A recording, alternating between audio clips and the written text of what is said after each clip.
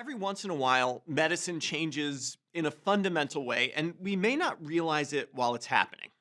I wasn't around in 1928 when Fleming discovered penicillin, or in 1953 when Watson, Crick, and Franklin characterized the double helical structure of DNA. But looking at medicine today, there are essentially two places where I think we will see, in retrospect, that we were at a fundamental turning point. One is artificial intelligence, which gets so much attention and hype that I will simply say, yes, this will change things. Stay tuned. The other is a bit more obscure, but I suspect it may be just as impactful. That other thing is RNA therapeutics, the medicines of the future.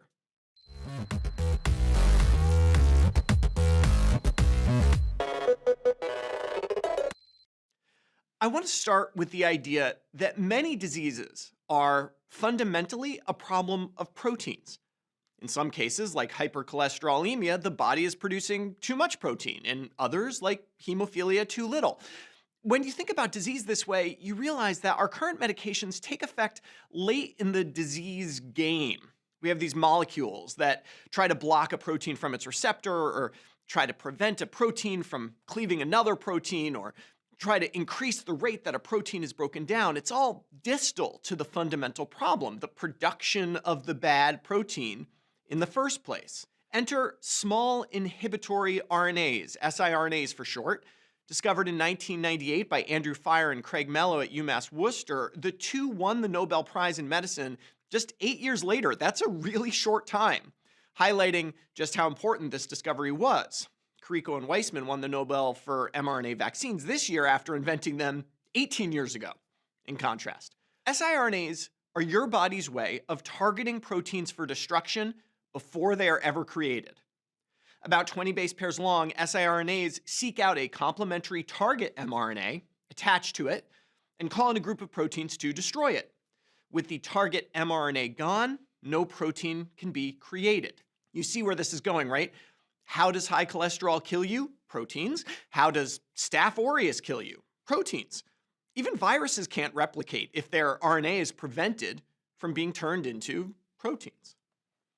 So, how do we use siRNAs? Well, a new paper appearing in JAMA this week describes a fairly impressive use case. The background here is that higher levels of lipoprotein A, it's an LDL-like protein, is associated with cardiovascular disease, heart attack, and stroke. But unfortunately, statins really don't have any effect on lipoprotein A levels.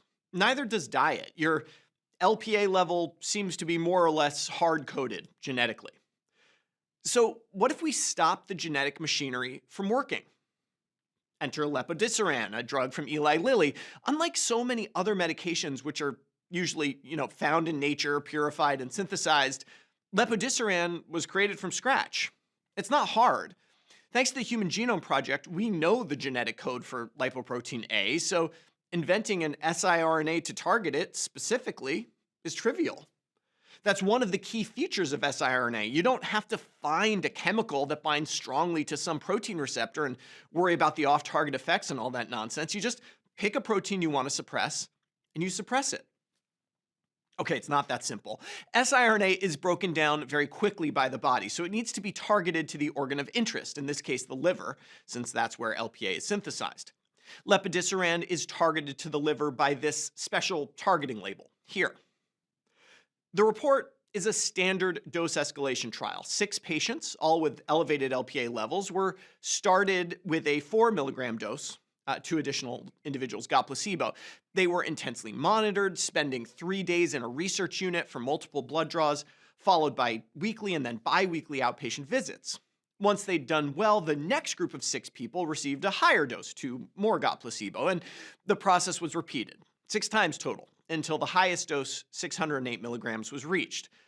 This is an injection, of course. siRNA wouldn't withstand the harshness of the digestive system, and only one injection. You can see from the blood concentration curves here that within about 48 hours, circulating lepodisiran was not detectable. But check out these results. Remember, this is from a single injection of lepodisiran. LPA levels start to drop within a week of administration, and they stay down. In the higher dose groups, levels are nearly undetectable a year after that injection. It was this graph that made me sit back and think there might be something new under the sun. A single injection that can suppress protein synthesis for an entire year? If it really works, it changes the game. Of course, this study wasn't powered to look at important outcomes like heart attacks and strokes. It was primarily designed to assess safety, and the drug was pretty well tolerated with similar rates of adverse events in the drug and placebo groups. As crazy as it sounds, the real concern here might be that the drug is too good. Is it safe to drop your LPA levels to 0 for a year? I don't know. But lower doses don't have quite as strong an effect.